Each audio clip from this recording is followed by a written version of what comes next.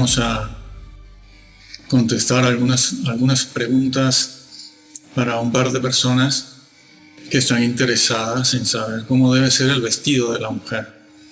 Esta pregunta fue originada por el video de la parábola de las 10 vírgenes, sobre todo por las insensatas. Vamos a dar respuesta breve. Esto es un resumen de todo lo que se puede decir. El vestido de la mujer, sobre el vestido de la mujer cristiana. Bueno, vamos a mencionar algunos principios. En primer lugar, no se tiene que seguir la última moda, no es necesario hacerlo. Sobre todo si esta última moda, o la que sea, la anterior o la antepenúltima, desfigura a la mujer o al hombre, tal y como Dios lo creó. Desfigura a la mujer y al hombre tal y como Dios lo creó. Por ejemplo, raparse una mitad o la mitad de la cabeza, la mitad del pelo, un costado de la cabeza solamente, rapárselo o cortárselo al cero, pero dejar la otra mitad con el pelo, es algo que ofende a Dios, porque Dios no creó, no diseñó a la mujer ni al hombre de esa forma. Si lo hubiera querido hacer así, así lo hubiera hecho, pero no lo hizo. Eso deforma. Además, ese estilo obedece a ciertas filosofías. En el fondo hay una moda, pero también hay una filosofía. Y deforma los propósitos con los que Dios diseñó a la mujer. Y eso ofende al Señor. Eso ofende. Es algo que no solo tiene que ver con la ley, con el decálogo, las normas y principios, sino que tiene que ver, además, nada menos que con el ADN. Sí, nada menos que con el ADN. Y si no, pregúntenselo a un licenciado, a un doctor en matemáticas o a un físico. Ellos saben del diseño, de la creación. O pueden preguntárselo a un genetista. Se lo pueden preguntar, que les hablen del diseño. Y ustedes tienen que tener cierto nivel para poderles entender también. No se piense que lo voy a entender todo porque sí. No, hay que tener, para entender incluso ciertas cosas de la Biblia, de la teología, de la doctrina, se ha de tener cierto nivel que se va logrando, que hay que estudiar. Y eso lo puede hacer cualquiera, pero ha de estudiar, ha de leer, ha de investigar. Claro, para eso tiene toda una vida. Pues bien, si la mujer no respeta y no toma en cuenta estas modas que sacan a su cuerpo, su figura, su silueta y sus formas de los propósitos y el diseño de Dios, si no lo toman en cuenta, están ofendiendo a Dios, lo están abofeteando. Y no estamos diciendo algo que no sepamos de primera mano, están abofeteando la creación de Dios. Eso lo hemos dicho, lo hemos dicho a raíz del peinado, ¿no? Que decíamos que no debe ser ostentoso. Podemos decir algo en cuanto a la pintura que las mujeres usan en su rostro y en sus manos o en el cuerpo, ¿no? Es decir, que lo mismo que ya hemos dicho para el peinado es válido para la pintura también, claro, es válido. Discreción total aquí. ¿Por qué? Porque hay algunos colores que tienen un trasfondo siniestro, satánico, tétrico, como el color negro en las uñas. Eso tiene un origen y no es precisamente celestial.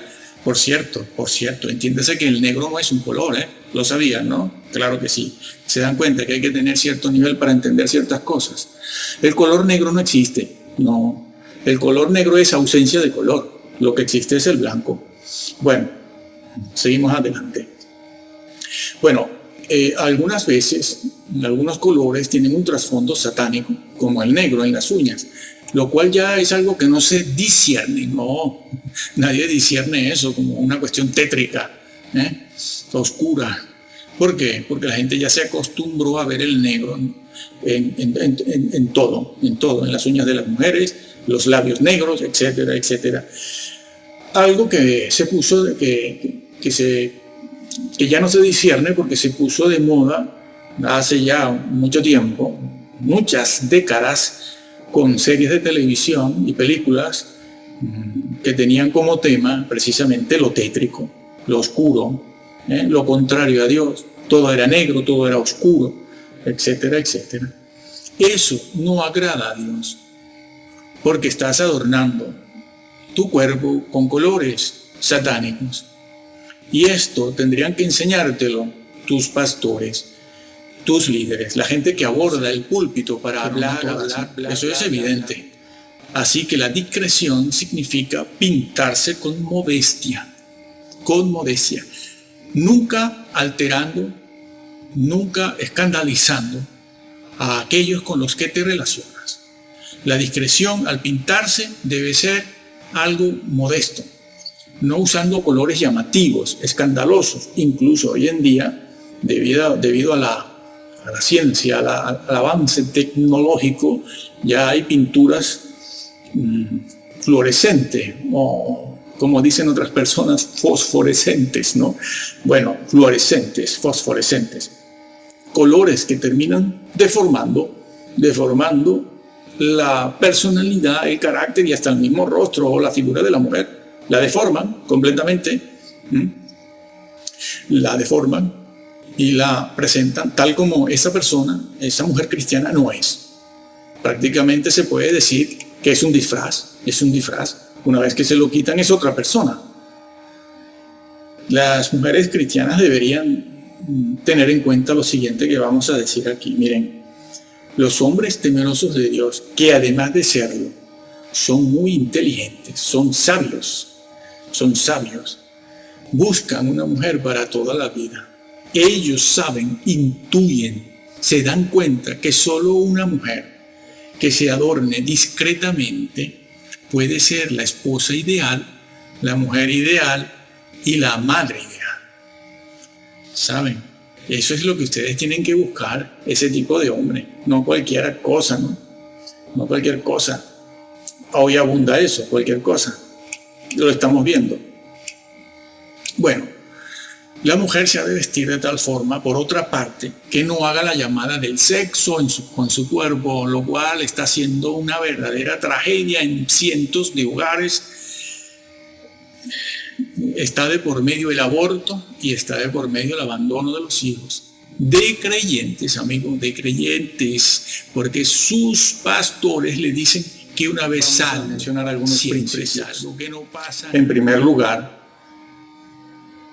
piénsese en los motivos que se tienen o se persiguen para hacer cualquier cosa de una determinada manera.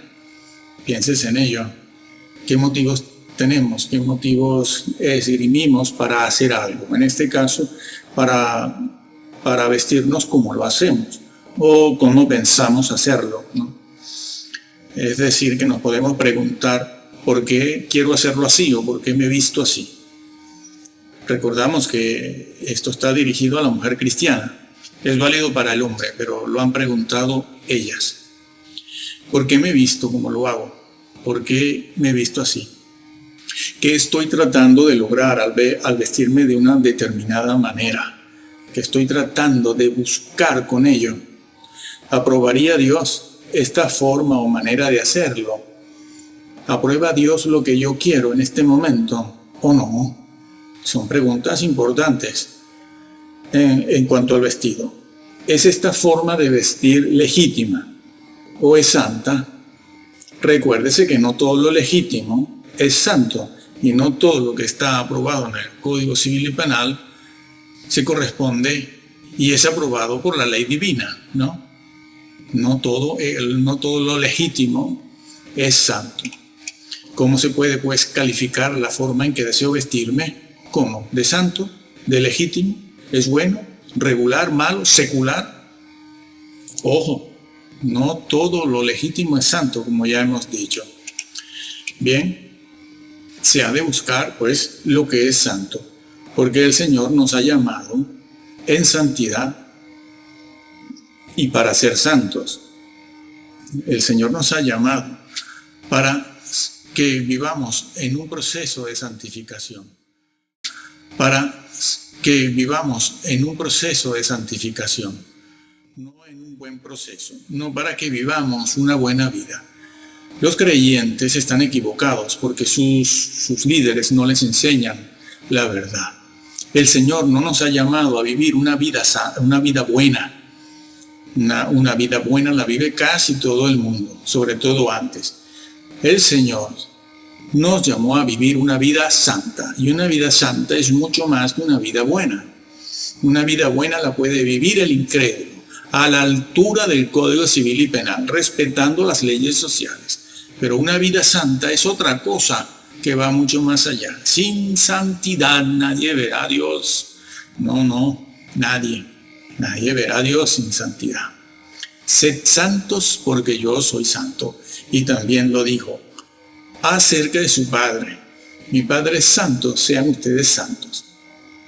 Bueno, pues cualquier cosa que hagas en cuanto a la belleza y el adorno de tu persona, siempre debe estar regido por la discreción.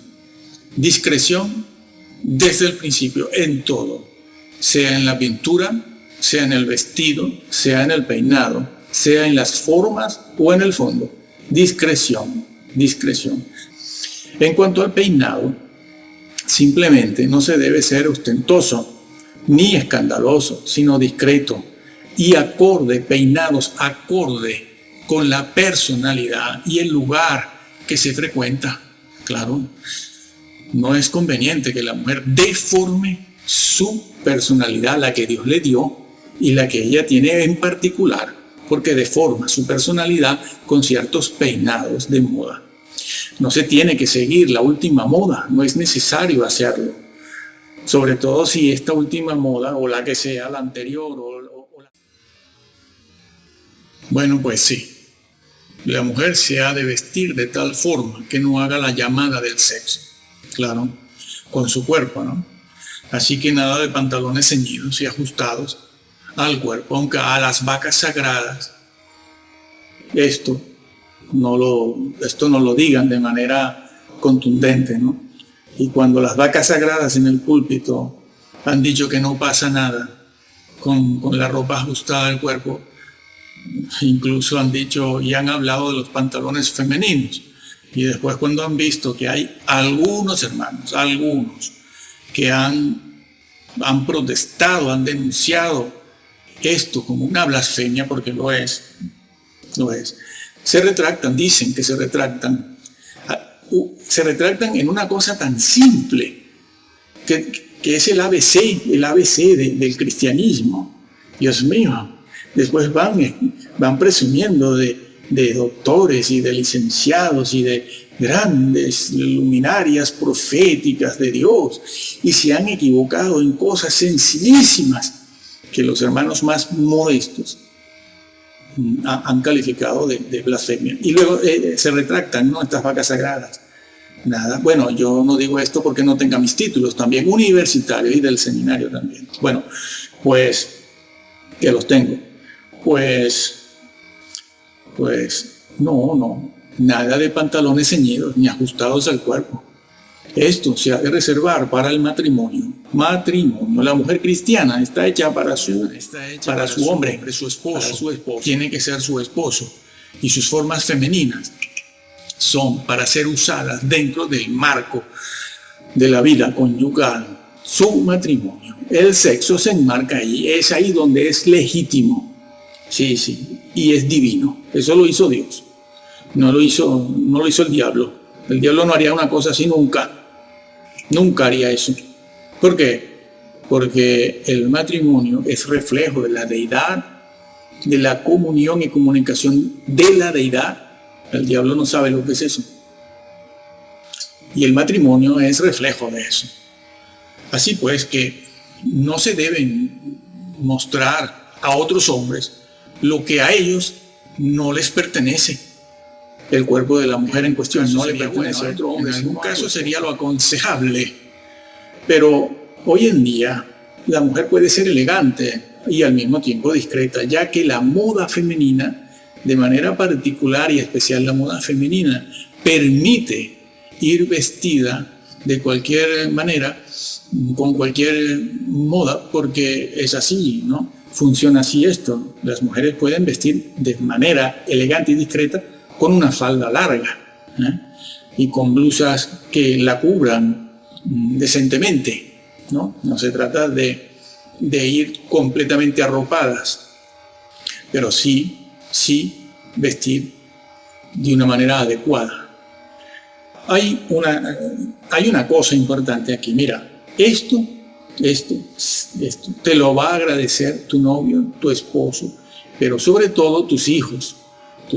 He visto algunos hijos pequeños y sobre todo adolescentes muy avergonzados, sí, claro. Sus madres cristianas les avergüenzan, claro, por la forma de vestir, por la forma de vestir. Así que tus hijos te agradecen que te vistas de manera discreta, pudorosa, porque en especial debes entender que esto te va a ser muy útil en aquel día, ¿sí? En aquel día el Señor no te condenará. Entiende que no debes deformar tu figura, no debes deformar tu rostro, porque obedecen a un diseño. Dios diseñó a la mujer, su cuerpo, sus formas, sus maneras, su cabellera, sus ojos, todo lo diseñó Dios conforme a unos propósitos, Y si esos propósitos, con su diseño, el diseño que obedece a unos propósitos, no los respetas, no solo estás violando las leyes, el decálogo, es que estás violando el ADN que Dios creó. Sí, estás violando el mismo ADN, porque estás violando el diseño. Eso está en el ADN, genética, de ADN. Bueno, todo eso está en el ADN. Y si lo violas, estás violando también la creación de Dios. ¿No lo sabían? No lo sabían, porque muchos ministros y personas que están en los púlpitos pasan más tiempo tratando de mantener su crédito pastoral y sus propios hijos. Todo esto se corresponde, como habíamos dicho, con las leyes de Dios, tanto con el decálogo como con el diseño original de toda la creación. Cuando Dios puso a Adán y a Eva en el huerto del Edén, no les puso al lado el decálogo también. No, ¿por qué? Porque parte de la justicia, entiéndase por decálogo la justicia de Dios, como vamos a explicar ya mismo. Porque cuando ellos fueron puestos en el Edén, ellos no eran neutros, no eran justos. Dios no creó seres neutros, no creó seres neutros que estuvieran expuestos a la caída ya desde el principio. No, creó a dos personas justas, Adán y Eva. Pero ellos cayeron. Ustedes conocen la historia de la caída. ¿Qué fue lo que pasó después de la caída? Que se perdió la justicia. La justicia se perdió. El hombre que era justo, que fue creado justo para conocer a Dios y conocer las leyes de Dios, más leyes, y la santidad de Dios y adorar a Dios, todo eso se perdió. El hombre no perdió su inteligencia, tan pronto salió del huerto del Edén, ya estaba construyendo armas de guerra, instrumentos musicales, ciudades, etcétera, etcétera. Entonces, ¿qué fue lo que pasó? Que se perdió la justicia. Y lo que vino Jesús a restablecer en la figura del hombre fue la justicia. Por eso Efesios dice que el hombre fue creado por Jesús, fue creado, el hombre nuevo fue creado en justicia y verdad. ¿No? Eso lo enseñan. Lo están enseñando en Centroamérica. ¿Están haciendo teología? No hacen exceso teología. Van hablando de Irak, Irán, Rusia, los ovnis, los asteroides, el infierno, las cavernas, los abismos y todo eso. Por lo tanto, ustedes no pueden saber lo que deberían saber. Pues bien, entonces el hombre perdió eso, la justicia. Bueno, la tierra se llenó de violencia y de una injusticia tal que tuvo que venir el diluvio. Todo eso es una historia que no vamos a contar aquí ahora, porque no hace falta y haríamos esto muy largo. Vino el diluvio. ¿Por qué? Porque el pecado, ustedes no tienen idea de las cosas que ven aquí antes del diluvio. Después, más adelante, Dios tiene que tomar esa ley, esa justicia, y escribirla en tablas de piedra, y es lo que conocemos como el decálogo. Otra vez, ese decálogo estaba en el corazón del hombre, en el Edén, antes de la caída. Antes de la caída estaba en su corazón, pero lo perdió. Ahora el Señor lo restaura en el Sinaí y lo escribe en tablas de piedra y se lo da a Moisés y al pueblo de Israel para que lo practiquen. Bien, ¿de qué se trata? Se trata de que el hombre con su caída perdió sus facultades. Que perdió la justicia significa que perdió sus facultades que le orientaban hacia el bien. Perdió sus virtudes, perdió sus talentos, los talentos puestos en el hombre. Se desorientaron. Sí, perdió el punto de vista objetivo, perdió su propósito, perdió su justicia. Y la tierra se llenó de injusticia, como está dicho en Génesis 6. Se comían los hombres entre unos y otros. Se comían, entre otras cosas. Quizás lo menos grave que se pueda decir, a lo mejor. Pero eso era lo que sucedió. Y sucedía. Ahora, en lugar de esas facultades que Dios puso en el hombre, la inteligencia, la sabiduría, sus virtudes, sus talentos, facultades, ahora en vez de usarlos para el bien, se convirtieron en instrumentos del mal. Se abusaba, se abusa, y se sigue abusando del cuerpo, ¿o no? Se sigue abusando del cuerpo, y la injusticia vuelve a reinar en nuestros días otra vez. Bueno, pues a eso es a lo que se refiere el Señor y la Biblia cuando se habla de la caída del hombre. Y en el Sinaí, como decíamos, se vuelven a dar esos mandamientos para que el hombre actúe según una ley dada por Dios. Porque como el hombre es malo, pues hay que guiarlo, hay que someterlo, hay que ponerle vallas para que se conduzca, camine por la buena senda, ¿no? No.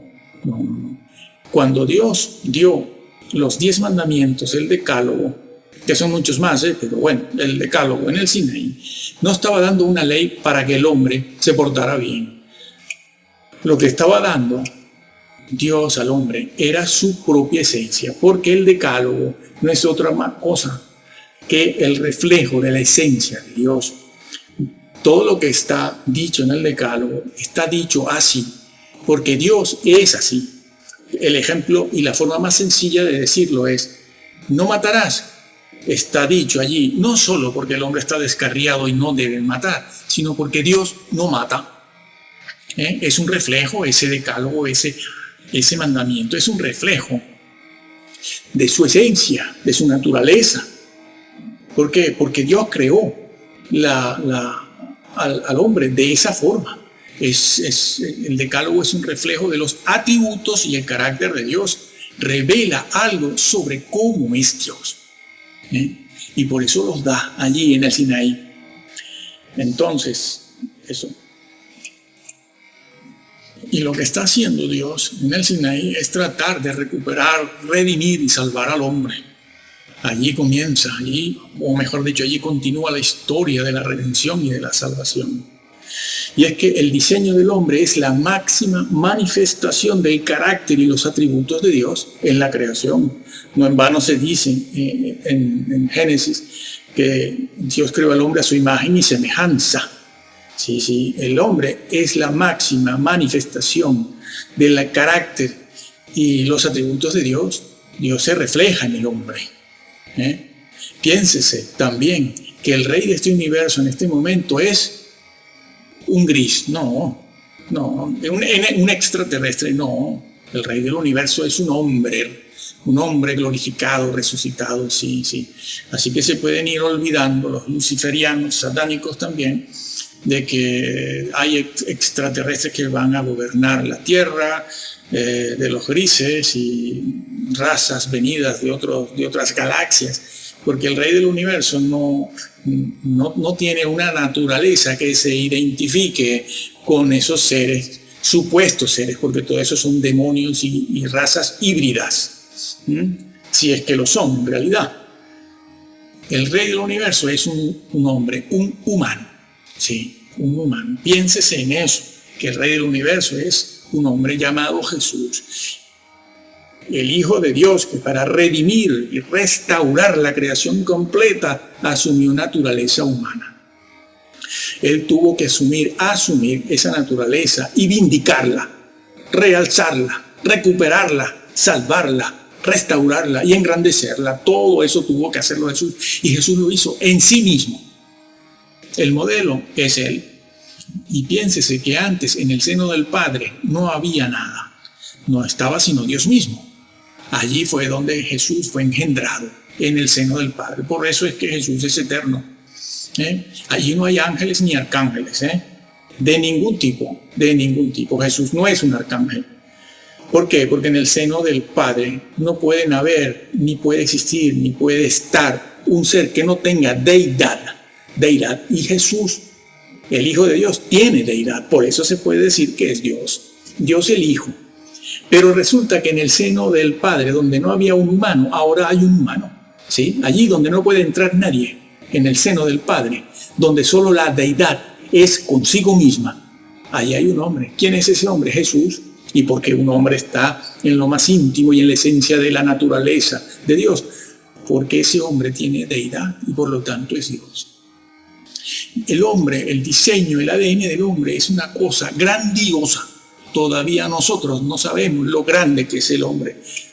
Lo sabremos. ¿Quiénes se salven? Incluso hasta en el infierno lo sabrán cuando llegue ese día en que toda rodilla se doblará en el cielo, en la tierra y debajo de la tierra, que no es otra cosa que el abismo, el fuego, el infierno y el lago de fuego también.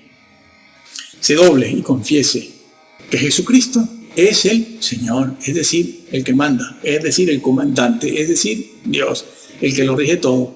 Y entiéndase que es un hombre, amigo, que hombrecito, que todo el mundo, todos los seres, y hay seres muy grandes, se doblegan ante él, sí. El diseño de la mujer, por lo tanto, cumple múltiples propósitos, ¿sí? La mujer debe su forma y su silueta externa, la del cuerpo, así como su fondo, su alma, su mente, su espíritu, con el que se comunica con Dios, lo debe a los propósitos con los que Dios la creó. La mujer, tal y como Dios la creó, resulta así atractiva al hombre. Tal y como Dios la creó, sí. Su silueta le atrae, no es para otro hombre. Por eso no debe ser una silueta pública, sino de uso privado. Pero este diseño y propósito incluso se pueden ver deformados, como ya hemos dicho, y mal usados, incluso hasta la tragedia, sí, hasta la tragedia. Les voy a poner un ejemplo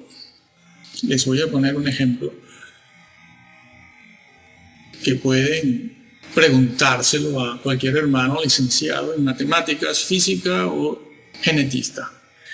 ¿Qué pasaría si alterásemos la escala musical, la escala de sol, la clave de sol, do, re, mi, fa, sol, la, si? ¿Qué pasaría? ¿Cómo sería la música? Posiblemente sería disonante. No tendríamos entonces la música que calma, la que tranquiliza, porque nuestro cerebro fue diseñado de tal manera que solo la música armónica, solo una armonía, la palabra misma lo dice, puede traer paz, puede traer creatividad y calma al cerebro, porque el cerebro fue creado así. Si violamos esas leyes del cerebro, entramos en la locura. ¿Por qué? Porque nuestro ADN fue creado así. Los propósitos de Dios al crear el ADN tuvo en cuenta eso. Cuando violamos estas reglas, algo malo va a pasar. Si alteramos la clave de sol o cualquier otra clave y la hacemos disonante y quitamos los tonos, semitonos y todo lo que tiene que ver técnicamente con esto. Si los alteramos, podemos crear una música disonante y ya no vamos a poder escuchar a un Beethoven, ni vamos a poder escuchar los instrumentales que tanto nos gusta de grandes orquestas, de las grandes orquestas.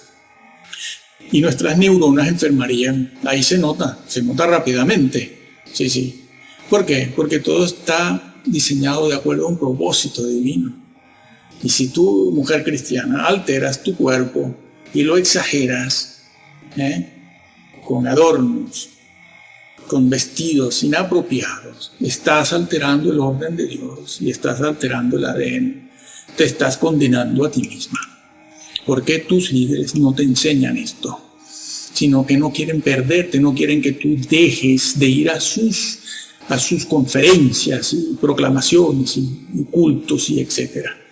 Deberían todos los creyentes, en especial en Centroamérica, exigirles a ellos que hablen de una vez la verdad, que hagan exégesis, que estudien, y que no estén esgrimiendo esos títulos. Bueno, es grave tanto la deformación como la exageración en el adorno del cuerpo y el adorno femenino. Que la mujer vista y se adorne en forma discreta es respetar al Dios que la creó y la formó y los propósitos de Dios. Es respetar, como decíamos antes, a su esposo o su novio o a sus hijos. Respetar a Dios en el templo. Y es algo por lo que Dios no te rechazará. No te lo echará en la cara. No serás reprochada. No se te van a cerrar las puertas del reino. Entiéndelo a tiempo. Y trata de influenciar con la palabra de Dios a las que te rodean. A las que te rodean.